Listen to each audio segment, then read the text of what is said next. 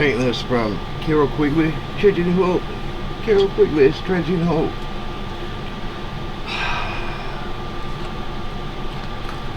We're talking about Britain's security combined with the political triumph of the landed oligarchy to create a societal tradition entirely unlike that on the continent. One result of the two factors was that England did not obtain a bureaucracy as appeared on the continent. This lack of a separate bureaucracy loyal to the monarch can be seen as a weakness of the professional army already mentioned, and also that the lack of a bureaucratic judicial system. In England, the gentry and the younger sons of the landed oligarchy studied law at the ends of the court and attained a feeling of tradition and the sanctity of the due process of law, while still remaining part of the landed class. In fact, this class became the landed class in England just because they obtained control of the bar, and that should be a capital B-A-R, and the bench, and were thus in a position to judge all disputes about real property in their own favor.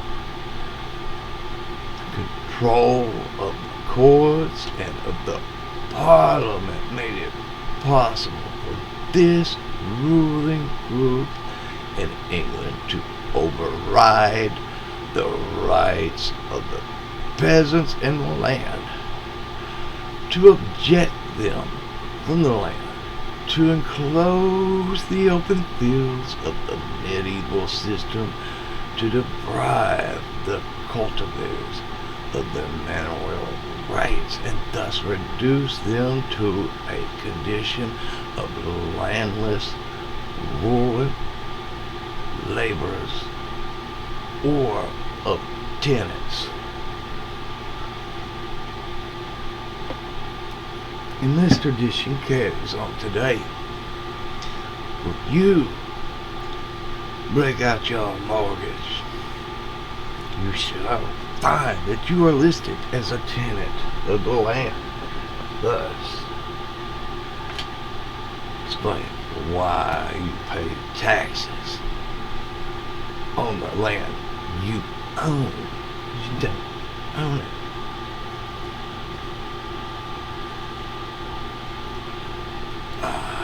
Page 159. I just want to zip to the back of this book real quick. I'm not sure if it's on here or not. Nope.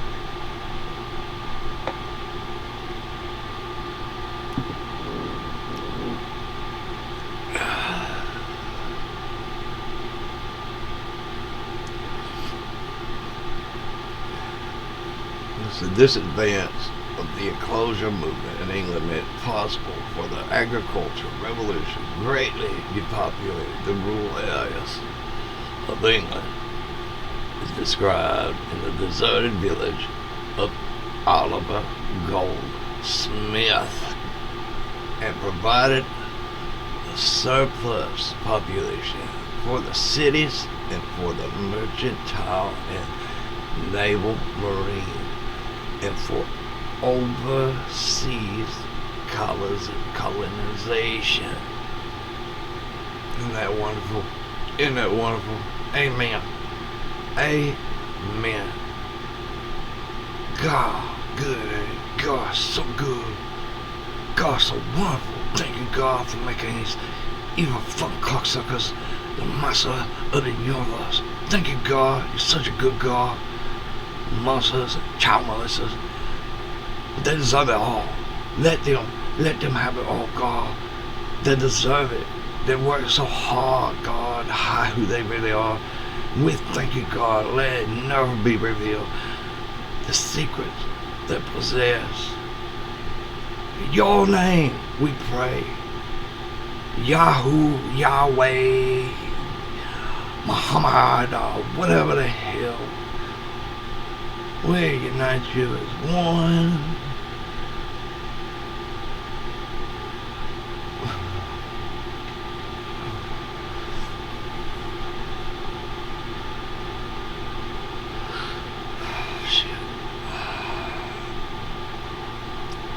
Unique status of the landed oligarchy in Britain. Unique status, you know. The landed oligarchy, which arose in England, differed from the landed aristocrats. The continent of Europe. 3 points already mentioned. It got control of the government. It was not opposed by a professional army, a bureaucracy, or a professional judicial system, almost like America, huh? On the contrary, it took over control of these adjuncts of government itself, generally serving without pay and making access to these positions difficult for outsiders by making such access expensive. It obtained complete control of the land as well as the political, religious, and social control of the villages. In addition, the landed oligarchy of England was different from that on the continent because it was not nobility. This lack was reflected in 3 important factors. On the continent, a noble was excluded from marrying outside his class or engaging in commercial enterprise. Moreover, access to the nobility by persons of non-noble birth was very difficult and could hardly be achieved in much less than 3 generations. It kind of sounds like what we got today. Because, you know, wonder how you think it would have been had get a meeting. Mr. President George Washington, write him a letter. Can I get a meeting with you? Versus Mr. President Trump. You think we could get a meeting with you? Has anything ever changed, really?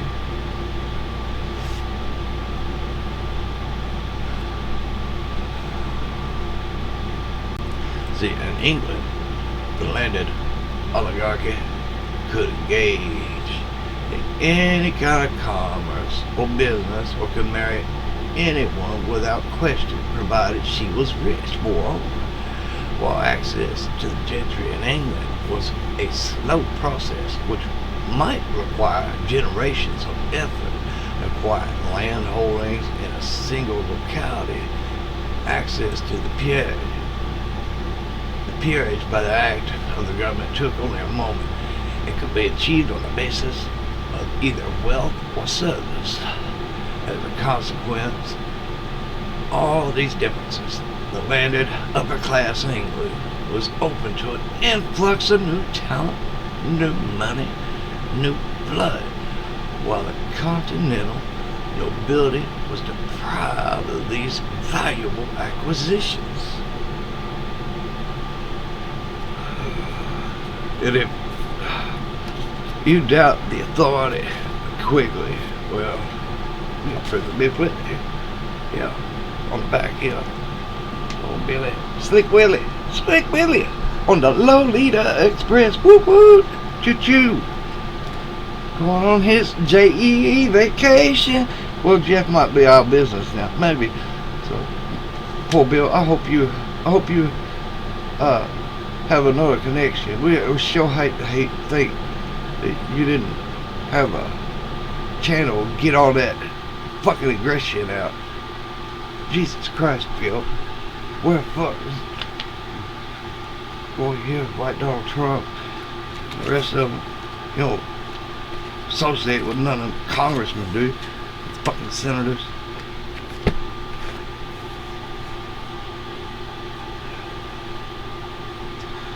Treasure, Fed. No. All good.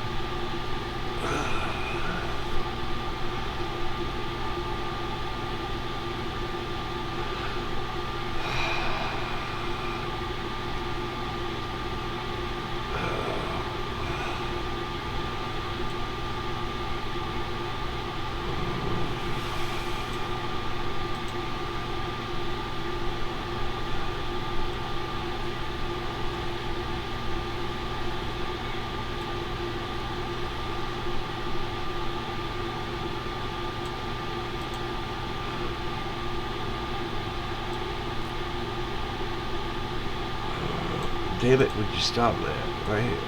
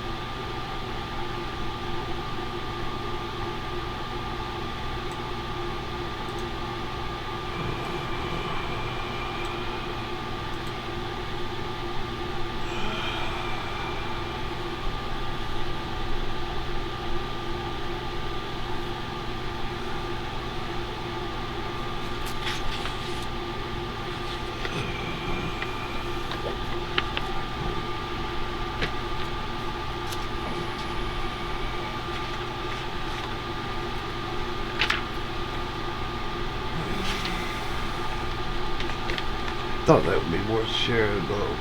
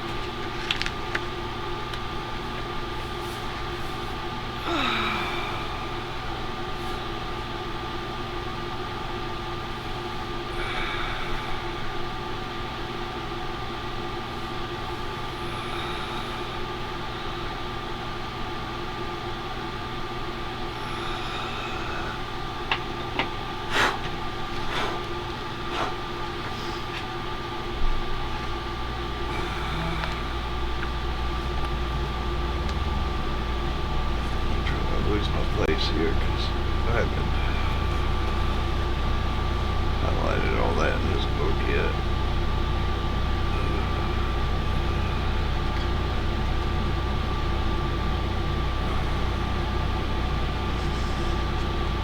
Just a second. The landed oligarchy, which arose in England, differed from the landed aristocracy of the continental Europe and 3 points already mentioned. You got control of the government, but is not opposed by a professional army, bureaucracy, or professional judicial system, but on the contrary, it took control of these adjuncts of government itself, continually serve without pay or making access to those positions to get difficult for outsiders by making such access expensive. And it obtained complete control of the land as well as political, religious, and social control of the villages. What about that? How about that? The fucking highlighters started to go on me here.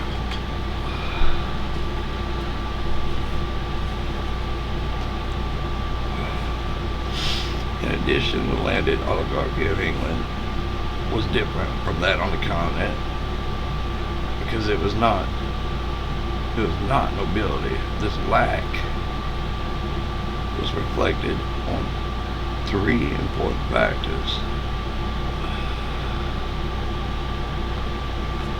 Yeah, that was much better there.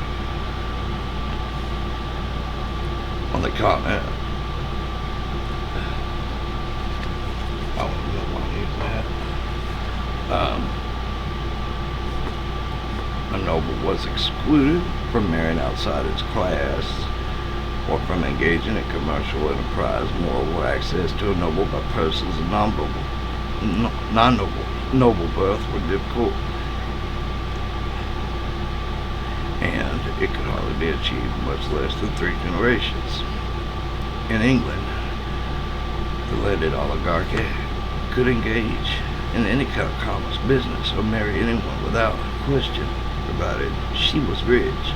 Moreover, access to the gentry in England was a slow process which might require generations of effort. Quiet landholders in a single locality, access to the peerage by act of government,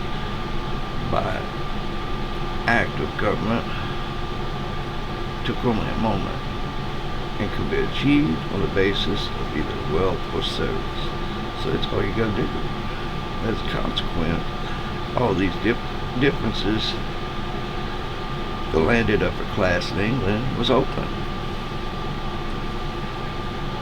to influx of new talent, new money, new blood, while the continental nobility was deprived of these valuable acquisitions. Exactly.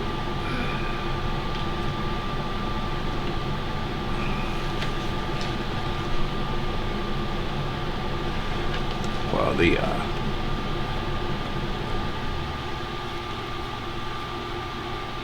the landed upper class in England was unable to become a nobility, that is, a caste system based on exalted birth,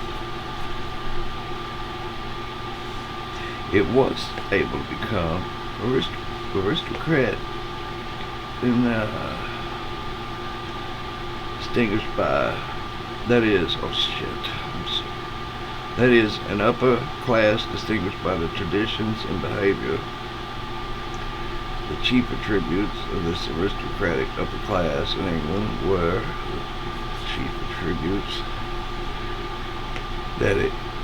that should be trained on an expensive, exclusive, masculine, and relatively Spartan educational system centering about the great boys like we have Eton, Harrow, Winchester,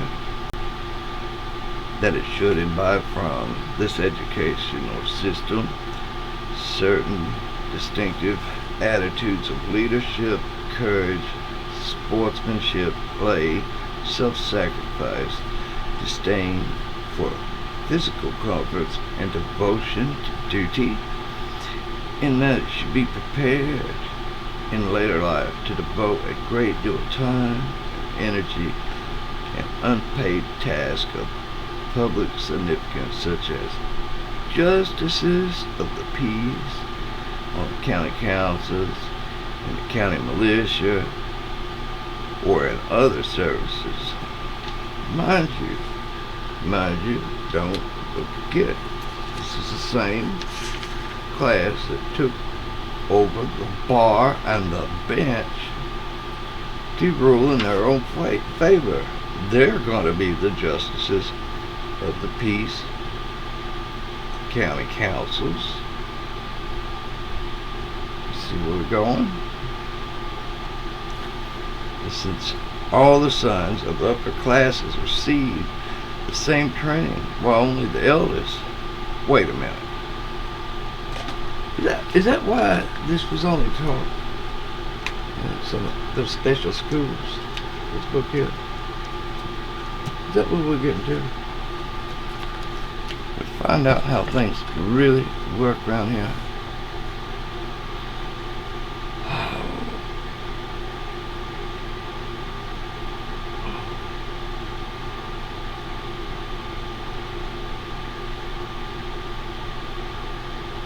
It's the same.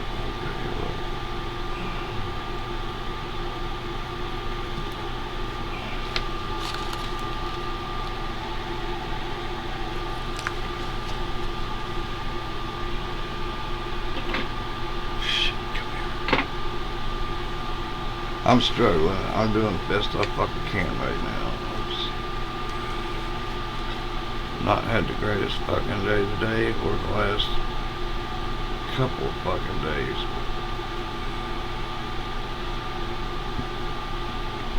Oh, I may fucking do. It's about all I can do.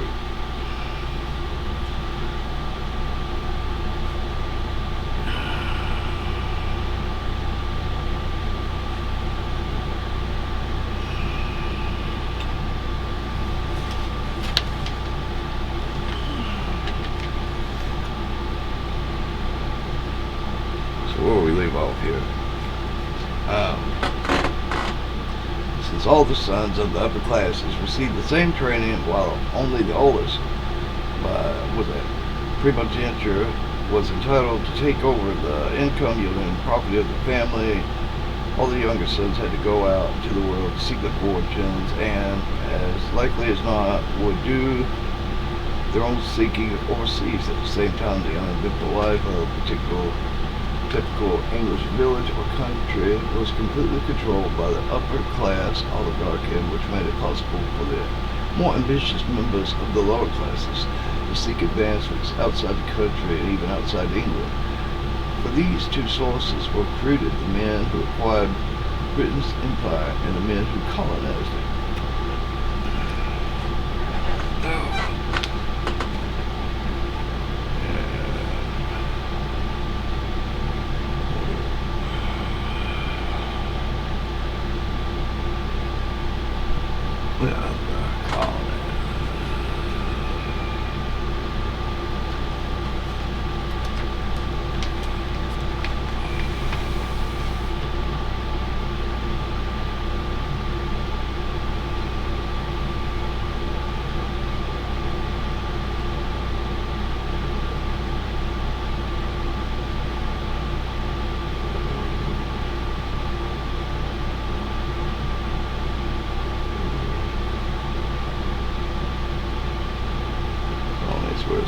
Source of wealth and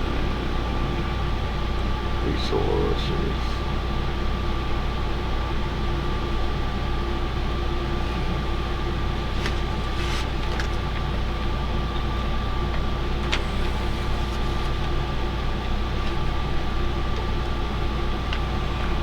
So we're at here.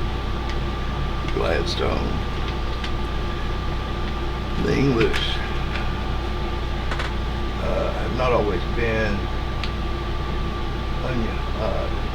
unanimous in regarding the empire as a source of pride and benefit. In fact, the middle generation of the 19th century was filled with persons such as Gladstone, who regarded the empire with profound suspicion. They felt that it was a source of great expense. They were convinced that it involved England in remote strategic problems which could easily lead to wars. England had no need to fight. They could see no economic advantage in having an empire since the existence of free trade, which this generation accepted would allow commerce to flow no matter who held the colonial areas. They were convinced that any colonial areas, no matter at what cost they might be acquired, would eventually separate from the mother country voluntarily if they were given the rights of Englishmen or by rebellion, as the American colonists had done. If they were deprived of such rights, in general, the Little Englanders, as they were called, were averse to colonial expansion on the grounds of cost. It's funny. They would foresee that, right? That these Little Englanders would want their own rights. Although upholders of Little England, the point of view of men like Gladstone or Sir William Harcourt, continued in political prominence until 1895. This point of view was held in steady truth after 1870. In the Liberal Party, the Little Englanders were opposed by the imperialists like Lord Rosebery, who even before 1895, after that date, a younger group of imperialists like Asquith, Gray, Haldane took over a party.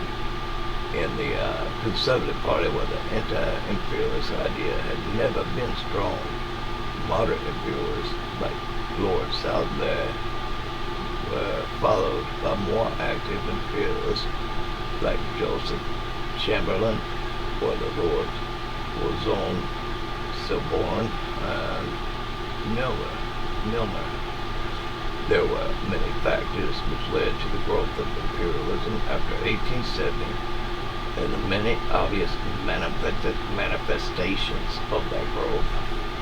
The Royal Colonial Institute was founded in 1868 to fight the Little England idea. Disraeli, its Prime Minister in 1874 through 1880, it dramatized the profit and glamour of the empire by such acts as the purchase of control of the Suez Canal and by granting Queen Victoria the title of Empress of India. After 1870, it became increasingly evident, however expensive colonies might be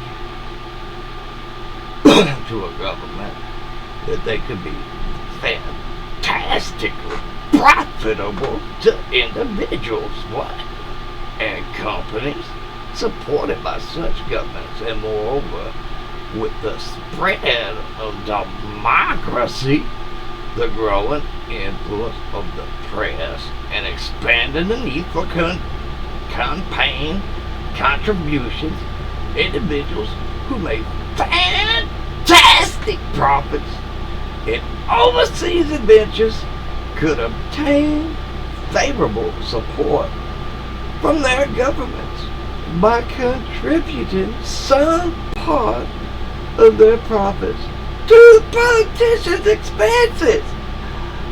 The efforts of King Leopold II of Belgium, oh my God, using Henry Stanley to obtain the Congo area for his own. And that sounds nice. Yeah.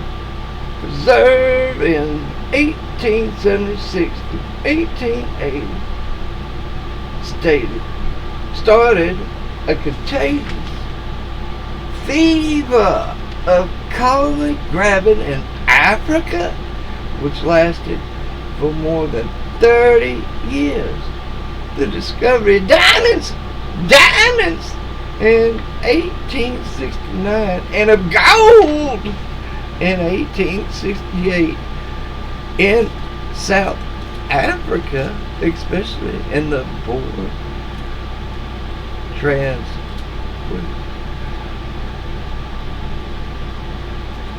VALL Republic intensified this fever. You have to give me a second here, my. Woo! Woo! Come on, baby. You can get through this. Stop. Stop. Stop. Hold up. Let me, I might have to sit this down for a second. And scroll my page down. Shit.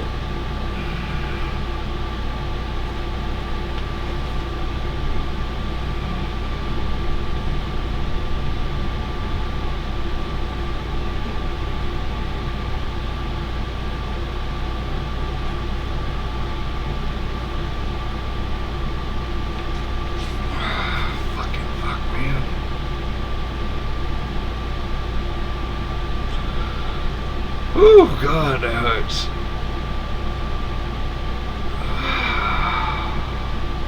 It passed. It passed. Just give me a second here. It passed. Oh man, throw the fuck up. Ugh.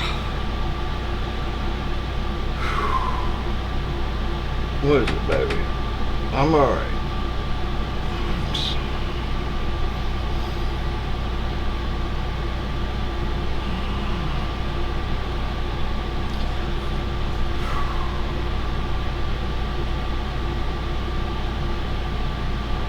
Should got a look see who's out there.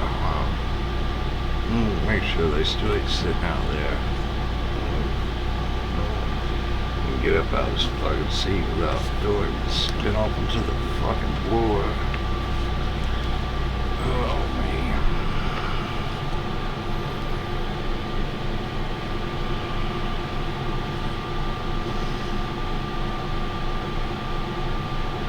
Oh man, it fucking hurts.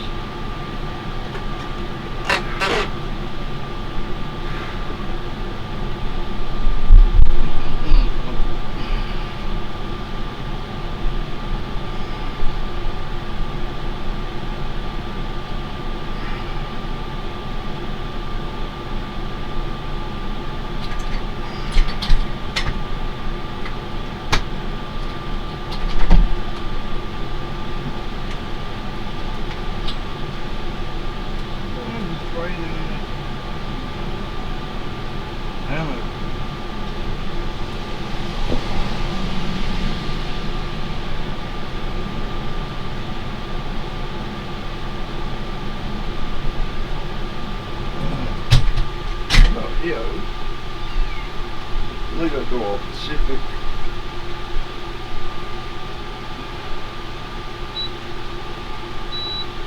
Breeze out there come in here.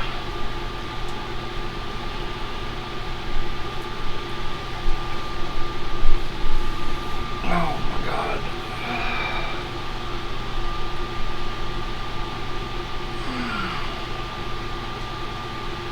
Alright, my vision coming back. Clearing up. Just give me a second. Wish I could put it on where it would read this and not sound like a fucking jackass robot. Well, bless you. Sneeze, huh?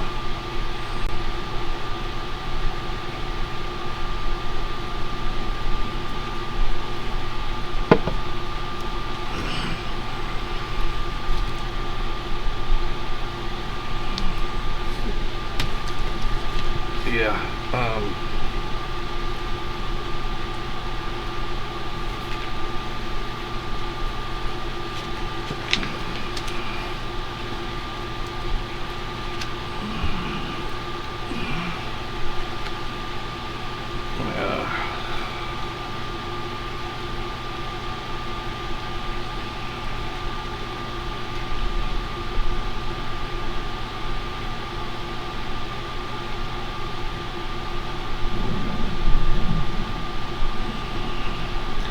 we got gold, diamonds discovered in Africa. And yeah, we're running up into the Boer Wars. What'd you do? I said that. Did you get moved? No, it's laying right here in front of me.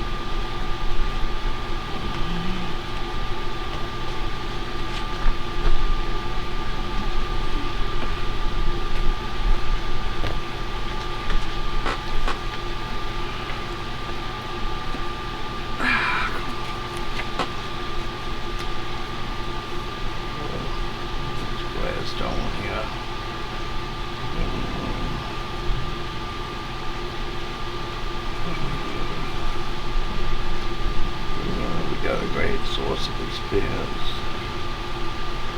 The city of England, remote strategic problems could easily led to wars in England. They had no need to fight.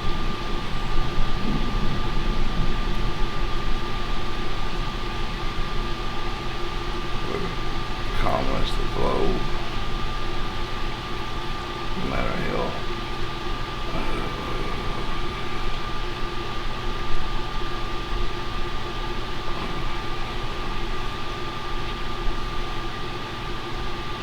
eventually would separate.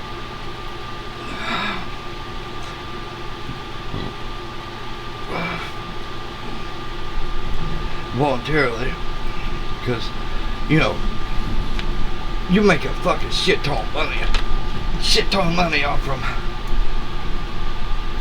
the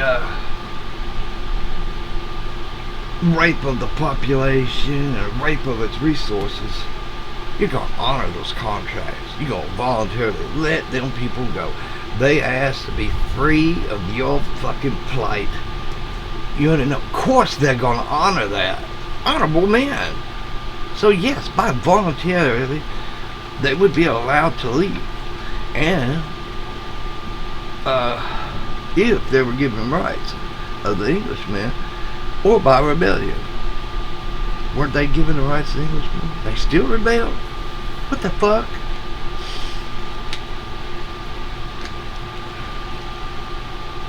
If they were deprived of such rights.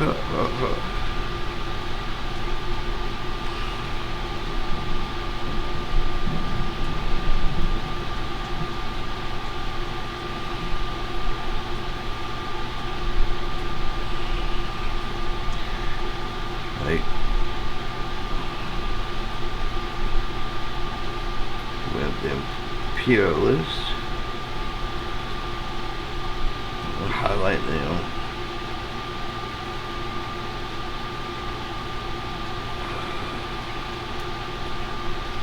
Milner, like the Milner group and all that. See, history of the cocksuckers.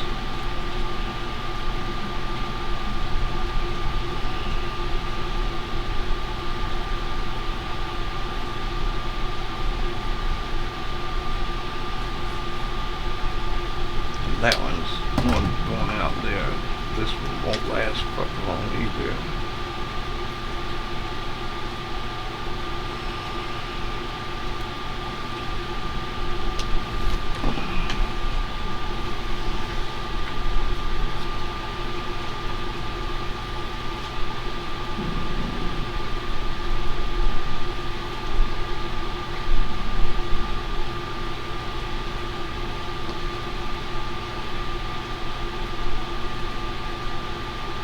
To obtain favorable support from their governments by contributing part of their profits to the politicians' expenses. And then when you do that, yeah, quid pro quo. Just when politicians get all greedy like that, and issues, maybe John Ruskin.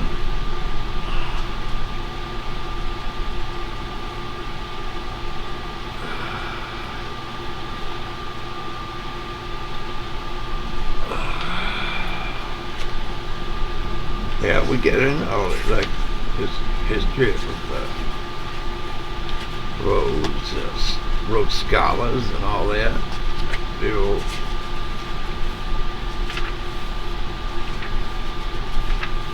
They call it to understand the minds that are shaped in this world. Read the book that shape their minds. Because said, I heard the call clap out by a professor named Cap Quigley to Bill Clinton on his JEE vacation.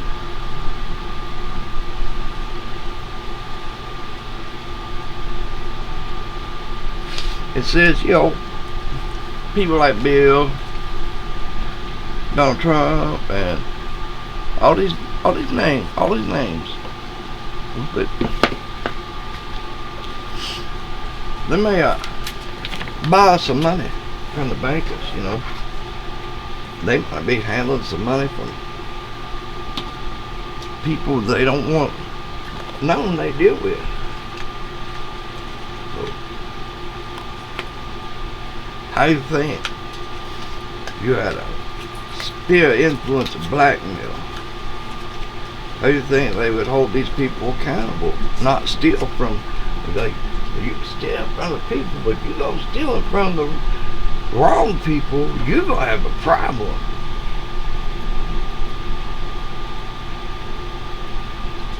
Jeffrey might have been stealing from the wrong people. Jeffrey might have had a problem.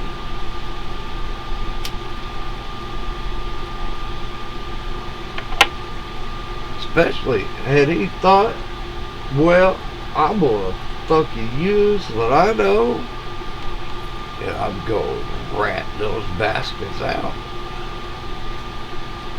Oh.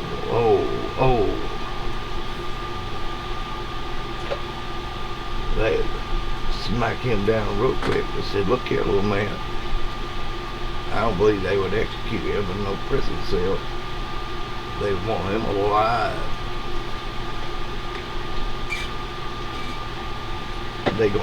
They said, we're gonna love you a long time. We're gonna love you a long time. That'd be my thinking of it. You know, if it was me, and I was some sick motherfucker had that much power, someone threatened it. Do something like that. Like, you know, death by thousand cuts. It's like there's not a history of cocksuckers in the world that have been sick and twisted, and walking amongst us.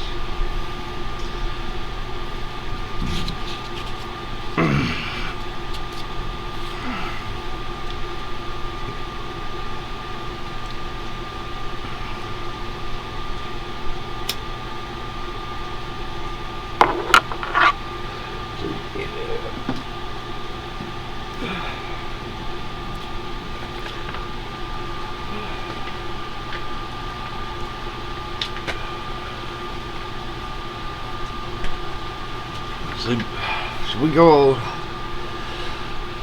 I think I can do this. I think I can do it.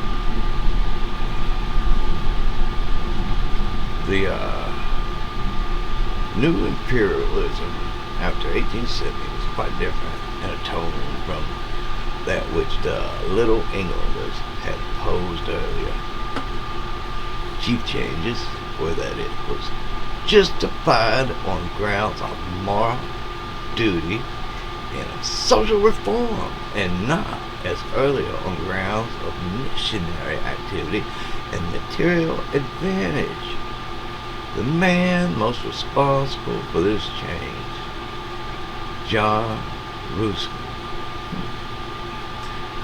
Till 1870, there was no professorship of fine arts at Oxford, but in that year, thanks to the slave bequest, John Ruskin became named to such a chair. He hit Oxford like an earthquake. Not so much because he talked about fine arts, but because he talked about the empire and England's downtrodden masses, and above all because he talked about all three of these things as moral issues. Until the end of the 19th century, the poverty-stricken masses in the cities of England lived in want, ignorance, and crime, very much as they have been described by Charles Dickens. Ruskin wrote to the Oxford undergraduates as members of the privileged ruling class. He told them that they were possessors of a magnificent tradition of education, beauty, rule of law, freedom, decency, and self-discipline, but that this tradition could not be saved and did not deserve to be saved unless it could be extended to the lower classes in England itself and to the non-English masses throughout the world. If this precious tradition were not extended to these two great majorities, the minority of the upper class Englishmen would ultimately be submerged by these majorities and the tradition lost. And to prevent this, the tradition must be extended to the masses and to the empire. Cecil Rhodes sets up a monopoly over the gold and diamond mines of South Africa. Look at it. Here we go. Spreading the wealth. Spreading the wealth. Yeah, baby. We found gold and diamonds in Africa. Look at all these people here. They're just available to pick them up. Yep. That's what they said. Make sure, because I'm trying to mark this too.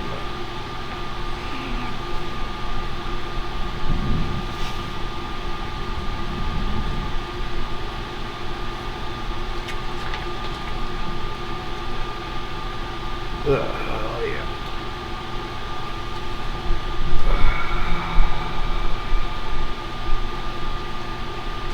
Try to get a better angle here. It's too bad this will disappear.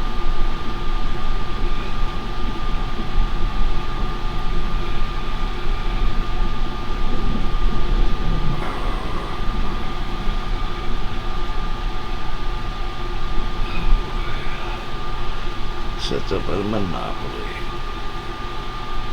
We're gonna establish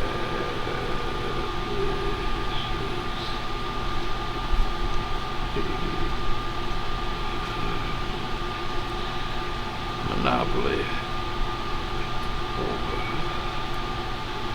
diamonds and gold.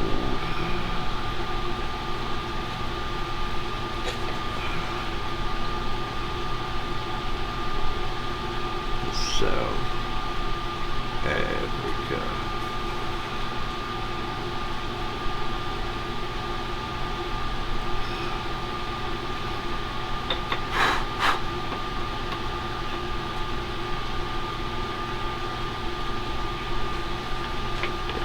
So Bruce's nest has sensational impact. His inaugural lecture was copied out in Loggerhead by one undergraduate. Undergraduate was Cecil Rhodes, who kept it with him for 30 years. Rhodes, 1853 to 1902, feverishly exploited the diamond and gold fields of South Africa, and rose to be the Prime Minister of the Cape Colony, 1890 through 1896. He contributed money to political parties, controlled parliamentary seats both in England and South Africa, and he sought to win a strip of British territory across Africa from the Cape of Good Hope to Egypt, and to join these two extreme regions together with a telegraph line and ultimately with a Cape to Cairo railway. Rhodes inspired and devoted support for these goals and other in South Africa and England with financial support from the Lord Rothschild and Alfred Yet. He was able to monopolize the diamond mines in South Africa as De Beers consolidated mines and to build up a great gold mining enterprise as dated goldfields. In the middle of 1890s, Rhodes had a personal income of at least £1 million sterling a year, then about $5 million, which was spent so freely for his mysterious purposes that he usually overdrawn on his account. These purposes centered on his desire to federate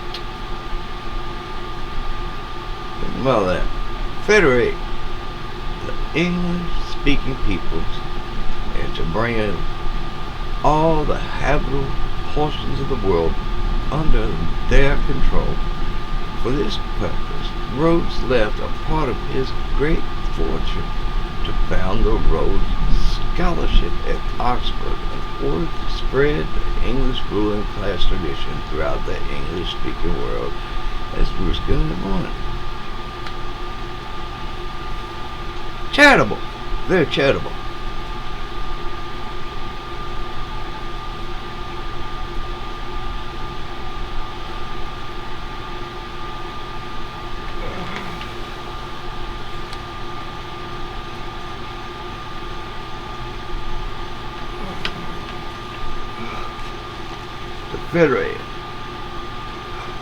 Federation, much as we have here in the United States. They fought to create federation. They said Confederacy, no good. It does not allow for the creation of a central government. We have to get rid of Confederacy.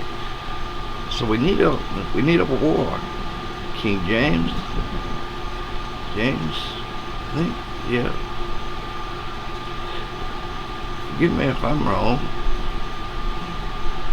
I'm allowed to fuck up.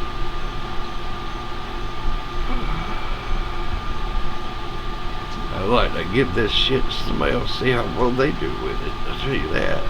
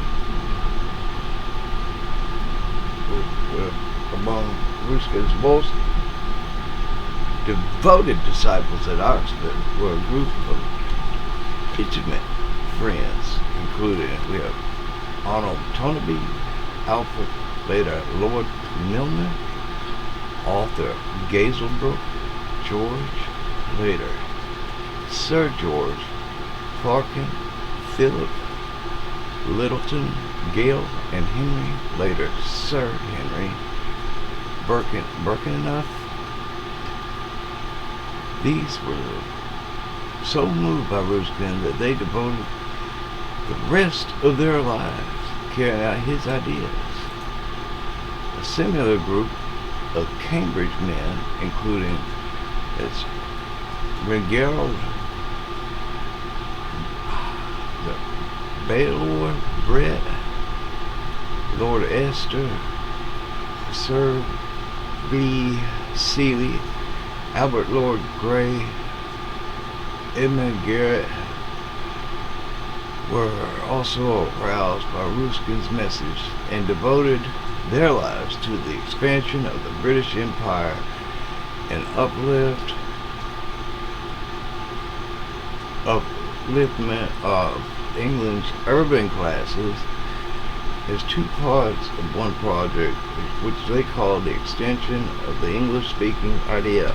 They were remarkably successful in these aims because England's most sensational journalists William T. Stead, 1849 through 1812, an ardent social reformer and imperialist, brought them into association with Rhodes. This association, formally established on February 5th, 1891, when Rhodes and Stead organized the secret society of Rhodes, which had been dreaming for 16 years. And this secret society of Rhodes was to be needed. Stead, Brett, Lord Esner, and Milner were to form an executive committee. Author Lord Balfour, later with the Balfour Declaration, and Rothschild, Sir Harry Johnston, Lord Rothschild, Albert Lord Grey, and others were listed as potential members of the circle of initiates, while there was always to be an outer circle known as the Association of Helpers, later organized by Milner as the Round Table Organization. But Brett was invited to join in this organization the same day Milner, a couple weeks later, upon his return from Egypt. Both accepted with enthusiasm.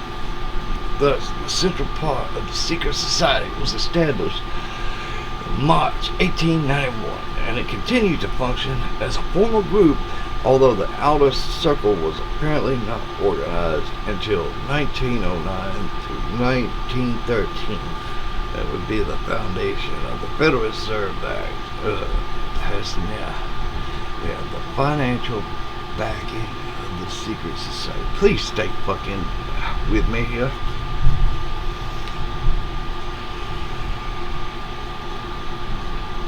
This group was able to get access to Rhodes money.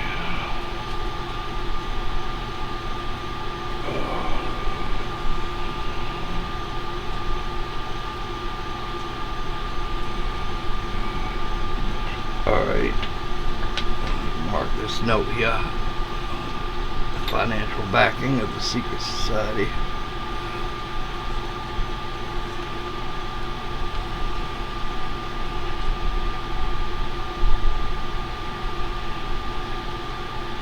Financial backing. Some bitch, don't do that.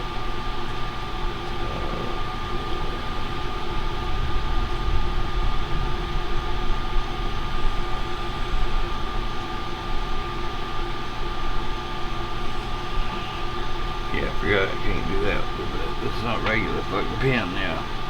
It was just feeling back in my hand, not sling fucking ink everywhere.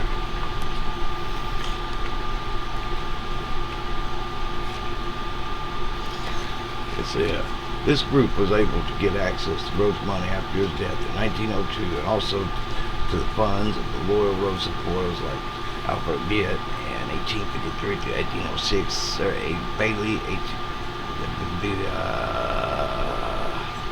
one of the connections with Alice Bailey, and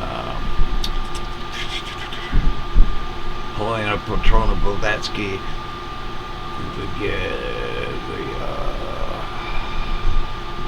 the Fabian Society, and damn it, what was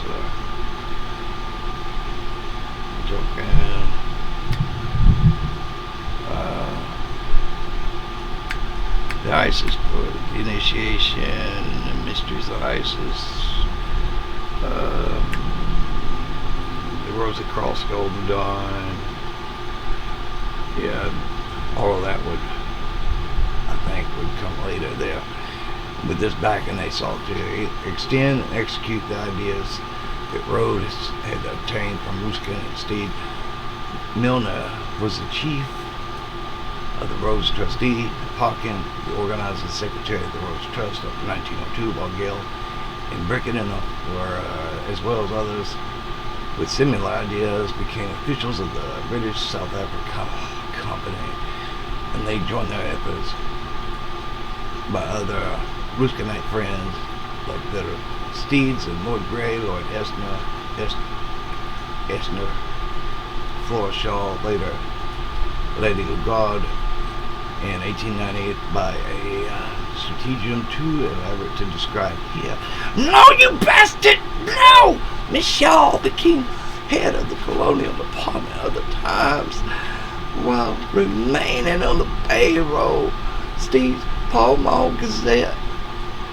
In this post, she played a major role in the next 10 years, carrying into execution the imperial schemes of Cecil Rhodes, whom Stead had introduced her in 1889. Oh, come on, motherfucker.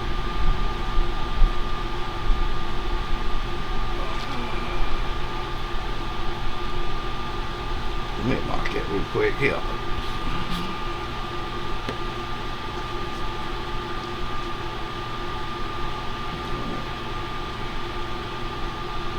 We'll start with we got, what do we got?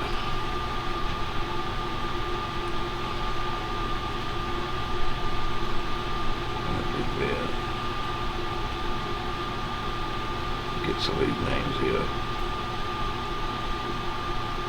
Sir Bailey.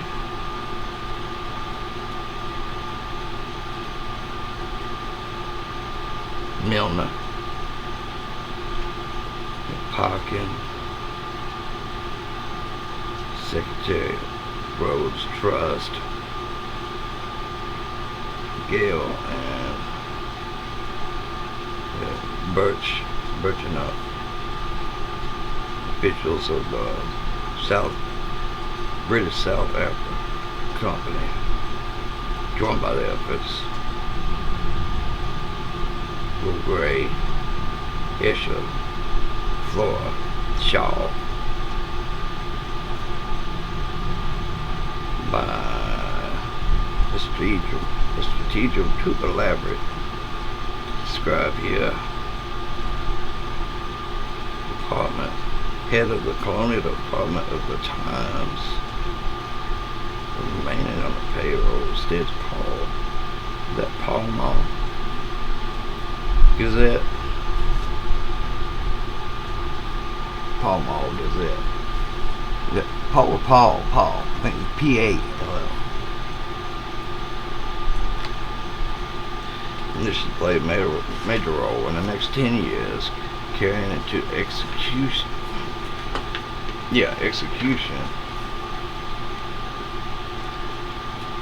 The Royal Imperial schemes of Cecil Rhodes, who had Stead introduced Miss Lady Flora Shaw, later Lady Lagarde, to Cecil Rhodes in 1889.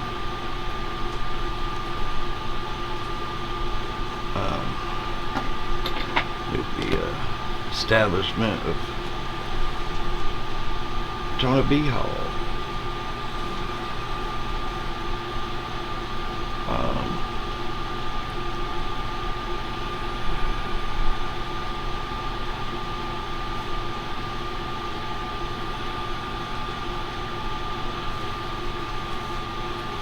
Toynbee,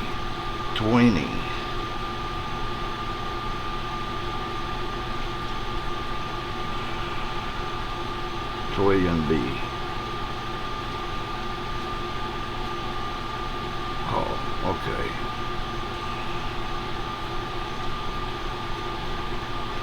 Toynbee Hall. Yeah.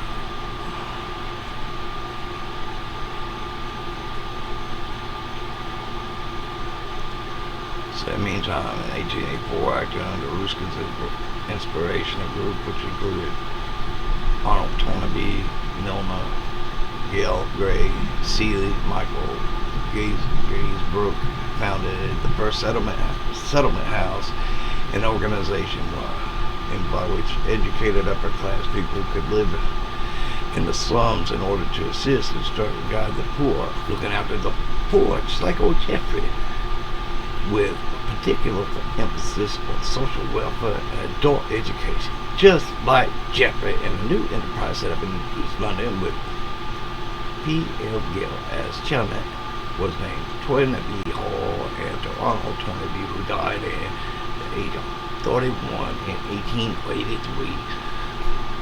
This was the original model for the thousands of settlement houses, such as Hull House in Chicago, which found throughout the world.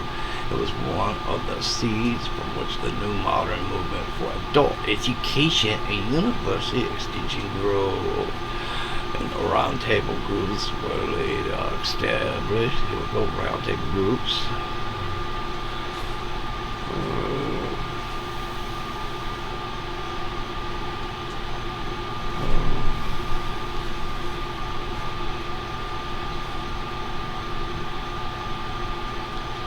Round table, like Arthur and his knights.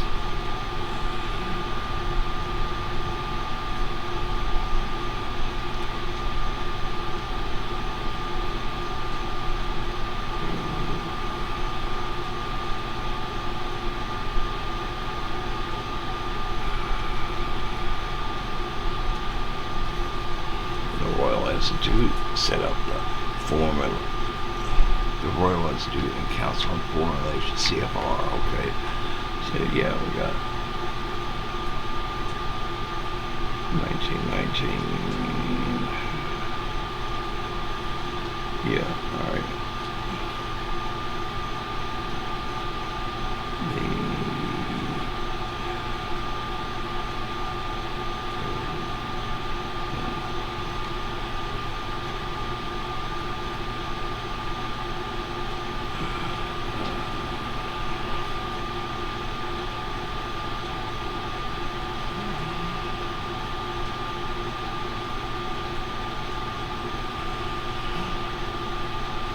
Come on now.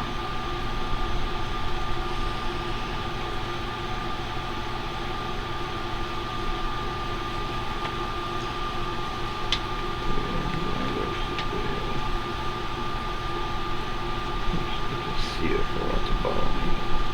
There's an additional note. There we go.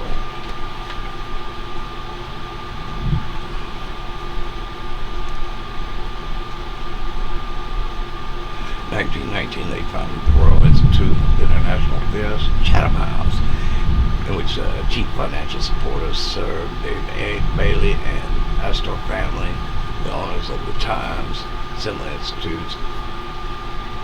Astor, is it Jacob?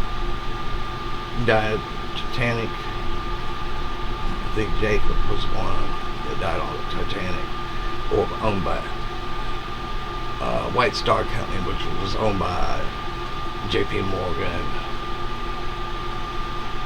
Similar institutes of the international affairs were established on the chief British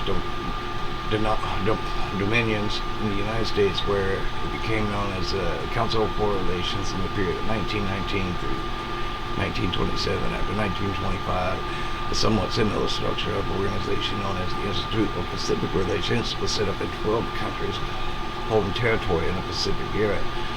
The units of each British Dominion existing on an interlocking basis with the Round Table Group and the Royal Institute of International Affairs in the same country. In Canada, the nucleus of this group consisted of Milner's undergraduate friends at Oxford, such as Arthur Gainsborough and George Parker. While in South Africa and India, the nucleus was made up of foreign members of Milner's kindergarten. These included Sir Patrick Duncan, Bill K. Long, Richard Featman, and Sir Dougal Malcolm in South Africa, and Sir William Maris, Lord James Lord Miston, and friend Malcolm Lord Haley in India. These groups in Australia and New Zealand have been recruited by Stig through his magazine, The Review, of reviews as early as 1890 through 1893 by Parkin at the Milner instigation in the period of 1889 and 1810 by Lionel Curtis, also at Milner's request in 1910 through 1919. The power and influence of this Rhodes Milner group in the British imperial affairs and in the foreign policy since 1889, although not widely recognized, can be hardly exaggerated. We might mention as example that this group dominated times from 1890 to 1912 as controlled it completely since 1912, except for the years 1919 through 1922, because the Times had been owned by the Astor family since 1922. The Rhodes Milner group was sometimes spoken of the Cultivators set, named after Astor country house where they sometimes assembled. It wouldn't have been North Carolina, would it? Numerous other papers and journals had been under the control or influence of this group since 1889, and they have also established and influenced numerous universities and other chairs of imperial affairs and international relations. Some of these are the Beat chairs, Oxford, Montague Burton chair, Oxford, and the Rhodes chair, London, the Stevenson chair, Chatham House, Wilson chair at Aylesbury. We got Aylesbury, Starworth, Starworth, Barry, Starworth. It started with, okay, and others such as important sources of influence, such as Cecil Rhodes, Cecil's house at Oxford. Jesus Christ, man.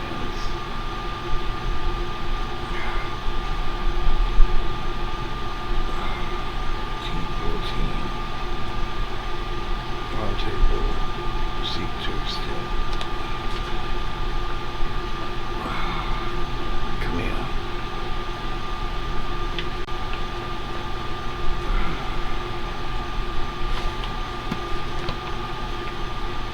Round table groups.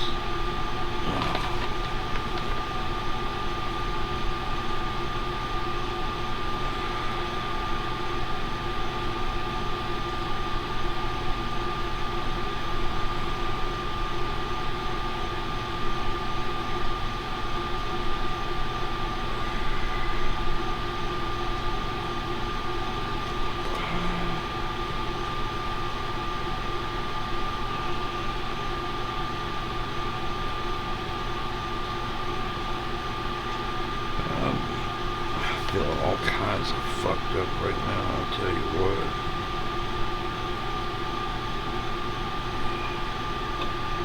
My fucking head, my stomach, and fucking Jesus. Use a break, man.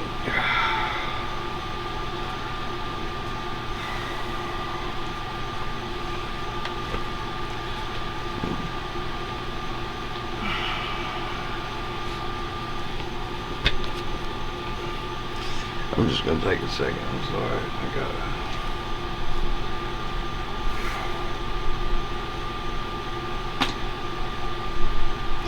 I wanted to get through it more this a little quicker, but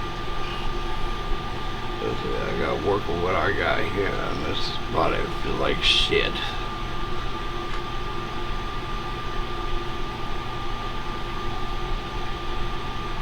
Whoa. That may feel like you're on a roller coaster without being on a roller coaster.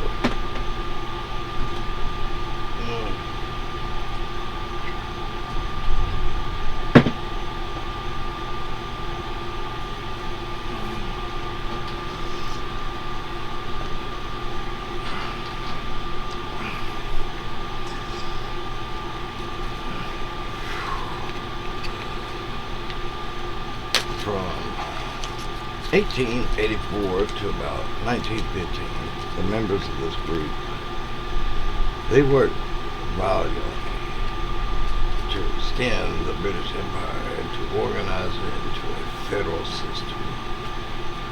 They were constantly harping on the lessons to be learned in the failure of the American Revolution and the success of the Canadian Federation 1867, and hoped to federate various parts of the empire as it seemed feasible, then to confederate the whole of it within the United Kingdom into a single organization. They also hoped to bring the United States into this organization to whatever degree was possible. Steve was able to get Rhodes to accept, in principle, a solution which might have made Washington the capital of the whole organization, or to allow parts of the empire to become states of the American Union. And we see this today. We're not wanting to bring it all together. And the thing was, like, let's see if I remember this correctly. It seemed like, was Canada not initially part of all this in the colonies, with the formation of the colonies, the Articles of the Confederation, and it was the move from the Articles of Confederation to the Articles of the Constitution.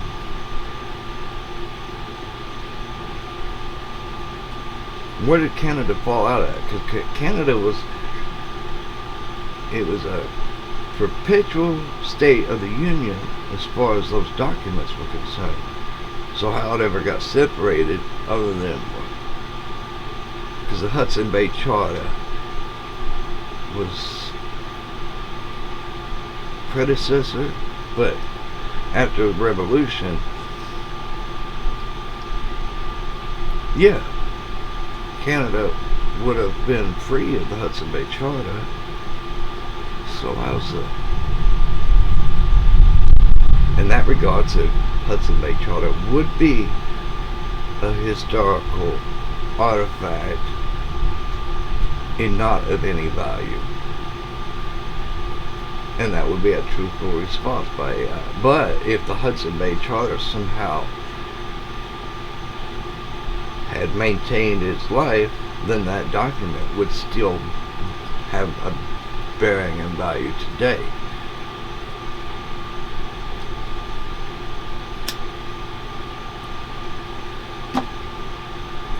I think I'm thinking about this right.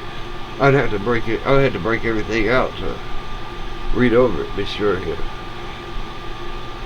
But I think I'm remembering that right. It's another thing. I fucking hate that I don't have my wits about me anymore. I used to be able to know this shit, say it confidently, and just like, BAM!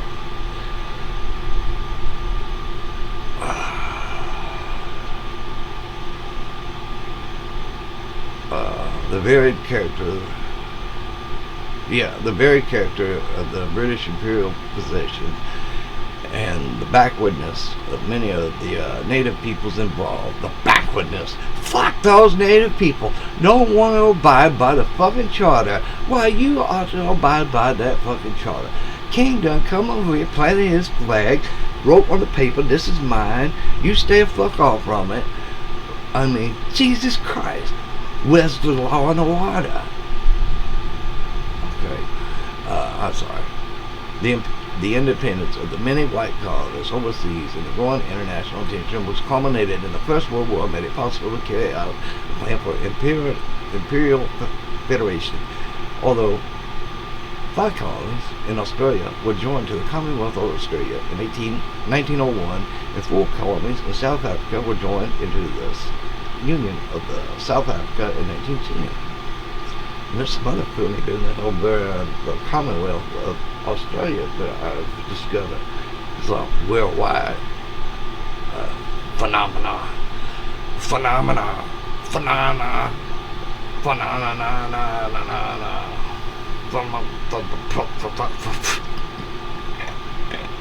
phenomenon from Egypt to Sudan, 1922. The Israelis purchased with child money of 176,602 shares of the Suez Canal stock for £3,680 from the captive of Egypt in 1875 was motivated by concern for British communications with India, just as the British acquisition of the Cape of Good Hope in 1814 had resulted from the same concern. But the imperial matters in one step leads to another. Every acquisition obtained to protect it. An earlier acquisition requires a new advance at a later date to protect it. This was clearly true in Africa, where such motivations gradually extended British control southward from Egypt and northward from the Cape until they were joined in Central Africa with the conquest of the German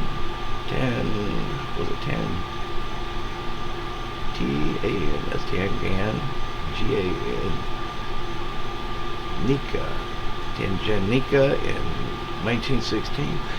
The extravagances of the Khedive Ismail 1863 to 1879, which had compelled the sale of the Suez Canal shares, led ultimately to the creation of the Anglo-French conundrum to manage the Egyptian foreign debt and to the disposition of the Khedive by his suzerain, the Sultan of Turkey. The conundrum led to disputes and finally open fighting between the Egyptian nationalists and the Anglo-French forces, which the French refused to join the British in a joint bombardment of Alexandria in 1882. The conundrum was broken. Britain reorganized the colony in such a fashion that while all public positions were held by the Egyptians and British army was in occupation, British advisors controlled all chief governmental posts in British residence. Sir Edward Baring, known as Lord Cromner, in 1892 controlled all finances and really ruled the country until 1907.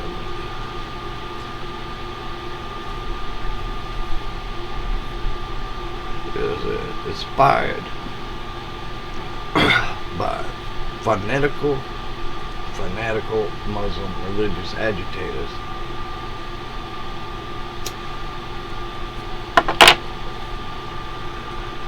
dervishes and Mahdi Muhammad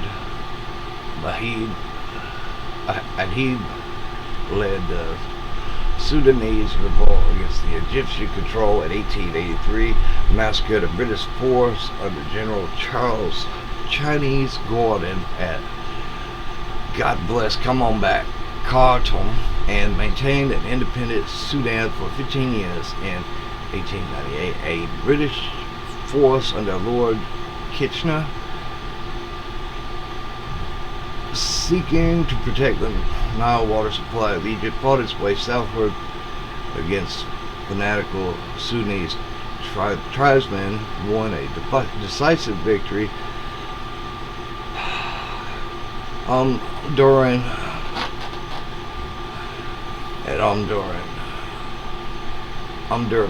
there we go.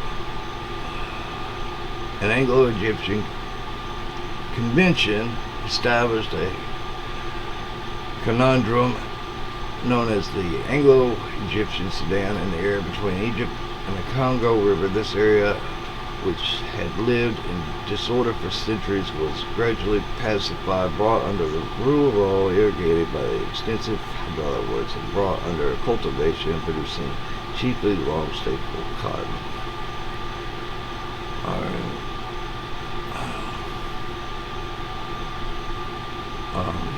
Let's see.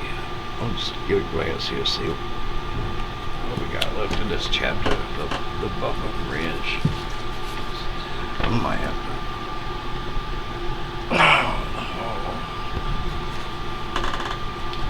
I might lay my ass down. I'm gonna try to sleep this shit off, but it ain't working. I don't know how long it'll fucking continue.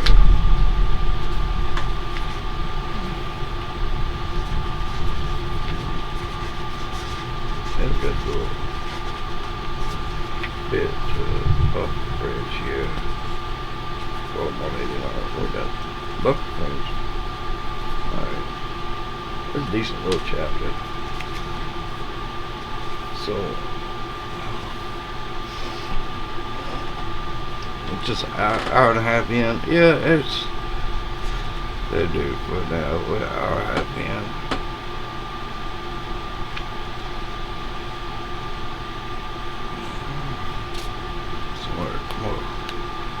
Take a break there. Give my eyes a fucking rest.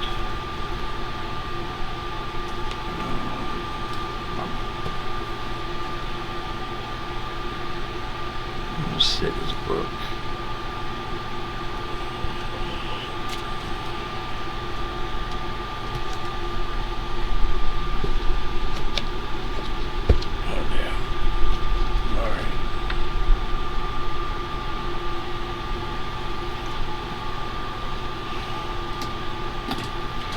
I'm gonna check real quick to make sure we ain't blowed up. Let me save this. Actually, I need to. Yeah, I'll save that because I will need to go back and highlight a few things too. Try not to take up too much time with the highlighting and stuff.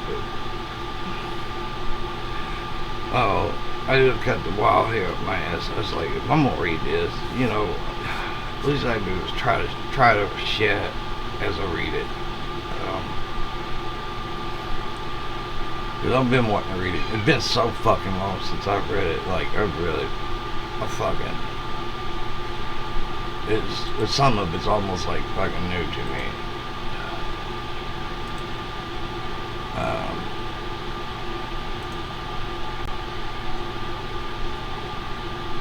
Mirror, what you doing, hon? On the quiet videos here, I've seen.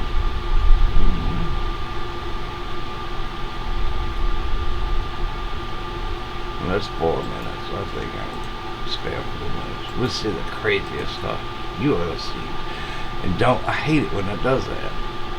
You're just missing the big breaking news. That's what he say every time you get on here. Big breaking news, big breaking news.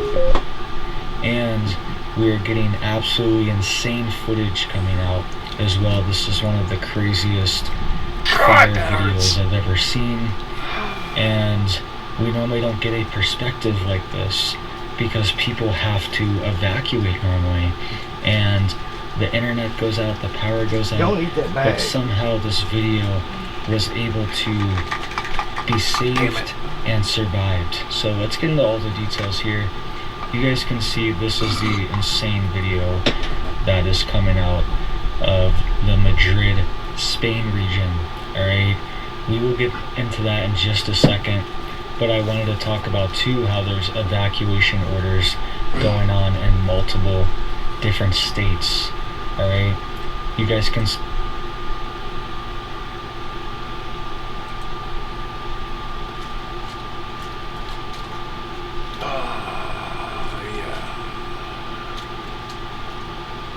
That's glorious, seconds the fire is moving uphill towards the house, and fire actually spreads uphill more rapidly and quickly, right? Because the wind is just pushing it when the wind is moving uphill. Yeah. It's just crazy how fast these fires can spread, right? No so you shit. can see this is 4 minutes now, 5.5 minutes, all right? And this is what it looked like at the beginning. It was bad, but it wasn't that bad. This is 5 minutes. Yeah. Yeah. 6 minutes 45 seconds, the fire is moving uphill towards the house, and fire actually spreads uphill more rapidly and quickly, because the wind is just pushing it. When the wind is moving uphill, it pushes it uphill a lot easier than it does downhill. You guys can see the fire made its way to this home. Alright, so there also wasn't a lot of trees near the home as well, but the fire was still able to spread to the home. Alright, so just one of the craziest videos I've ever seen for a fire. Alright, you can see here, this was posted by J.M. Barrera. He said, "This is how the fire advanced through the woods in the Nava Del Rey." We talk about identity. It's the suppression of British culture. That if we are of all cultures, Pete, that means we are cultureless. Okay? And if we're cultureless, that means we have no identity, right? And then the process starts. When we have a lack of identity, which I had when I left the military, confusion. This is where it starts off. You get confused. Where do I belong? Where's my purpose? Frustration is the next thing from confusion. Confusion, frustration, anger, violence. And I say this from a psychological standpoint of how I understand people. And this process is really, really important to understand that lack of identity leads to that process.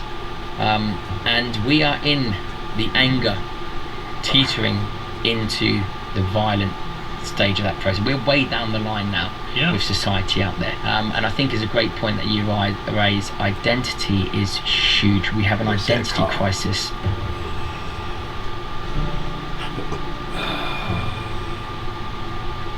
Morning, Morning, Pete. how you doing? I'm always good, mate. Never a dull moment in my life, mate. It doesn't appear so.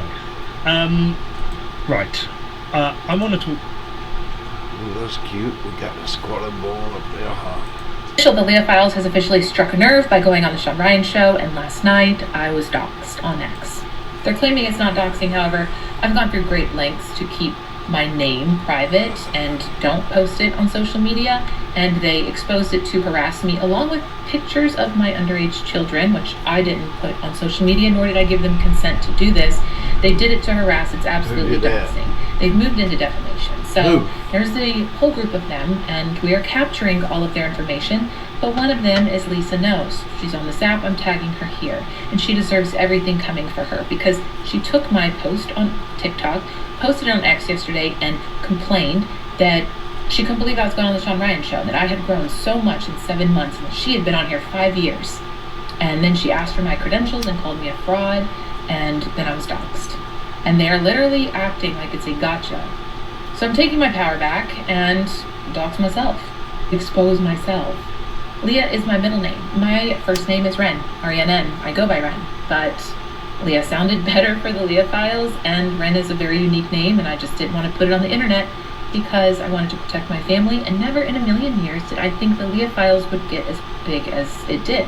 They're claiming I'm a fraud with my work history, which is actually insane because I have a very pedigree in work history, and yeah, you guys know most of this. We've chatted about it, but graduated with an economics degree and a minor in finance, got a job right out of school in Northrop Grumman, and supported NGA, and then I went to another consulting firm, Booz Allen. I supported NRO and DIA, then my DIA client hired me on as a govy, and then I realized I only got 6 weeks of maternity leave, and I was pregnant, and I just didn't like doing the same thing day in and day out. It's just not me.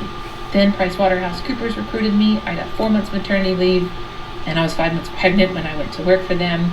Went and did really cool projects, and spent most of my time at NSA and CIA, which is why I say I worked at NSA and CIA and advised other intelligence agencies, because who knows what NGA and NRO are.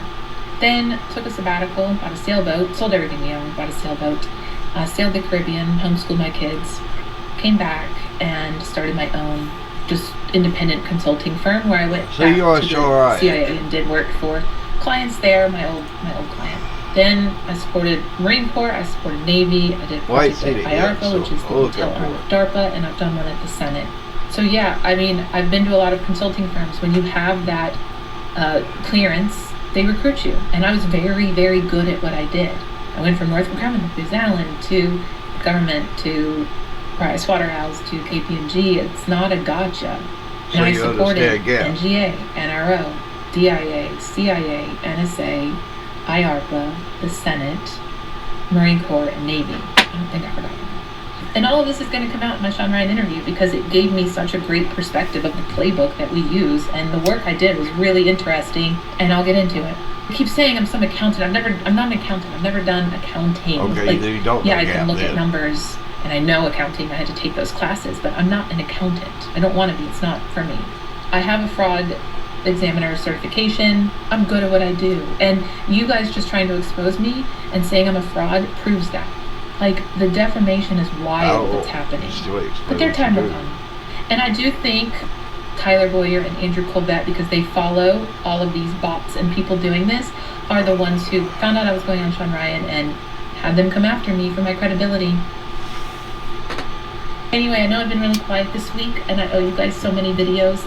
I am sorry. My daughter had emergency surgery on Tuesday, and it was rough. She had half her reproductive system removed. She had a second ovarian torsion. It was awful. And I've been taking care of her this week, and then the doc works together, reading people with trying to expose there.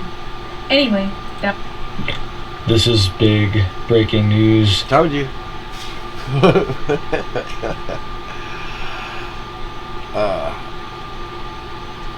Yeah.